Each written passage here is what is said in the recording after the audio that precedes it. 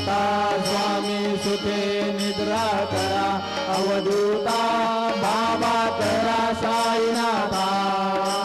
चिन्मय हे सुखधाम जाऊनी पहुडा एकांता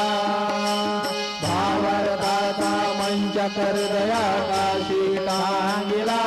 हृदया काशी टांगिला मनाचे सुमने करुणी केले शेजेला आता स्वामी सुखे निद्रा करा अवधूता बाबा खरा साईनाथा चिन्मय हे सुखधाम जाऊनी पहुडा एकांता